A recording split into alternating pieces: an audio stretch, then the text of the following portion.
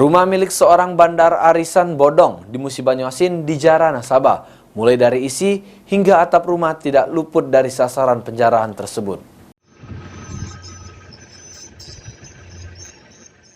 Beginilah kondisi sebuah rumah milik seorang bandar arisan online warga Dusun 4 Desa Suakadamai Badu, Kecamatan Sungai Lilin, Musi Banyuasin, yang habis dipereteli dan dijara oleh sejumlah warga yang merasa dirugikan oleh arisan online yang dibandarinya.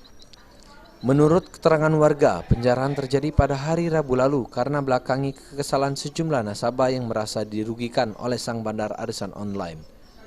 Sebagai bandar arisan, pelaku tidak memenuhi kewajibannya untuk membayar dana kepada sejumlah nasabahnya, serta pelaku selalu menghindari saat dicari rumahnya, hingga akhirnya warga tidak tahan lagi dan melakukan kasih penjarahan tersebut. Itu enggak, Mas? Iya, kemarin tuh yang arisan itu lah, Mas. Arisan online. Ya mungkin ke masa kan.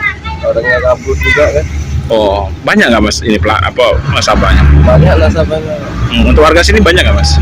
Maka B1 sendiri mungkin sedikit sih, Mas. Yang banyak malah warga Luar ya? Luar. Itu rumah diapain, Mas, oleh nasabah? Ya dihabisin. Diambil, dijarah ya? Diambil semua? Semuanya. Memang bisa gitu, kenapa? Orangnya lari atau gimana? Ya lari mungkin. Nggak tanggung jawab ya? Nggak tanggung jawab lah. Banyak yang rugi yang jelas lah. Udah berapa lama sih jalan arisan, Mas? 3 tahunan ya. 3 tahunan. Sebelumnya lancar-lancar aja. Tapi tahun terakhir udah nggak kebayar lagi atau gimana? Mungkin tahun ini lama, mungkin sudah mulai ngadat kan. Hingga kini pelaku sendiri menghilang dan masih dalam proses pencarian pihak polisi. Ruzi Iskandar, PAL TV.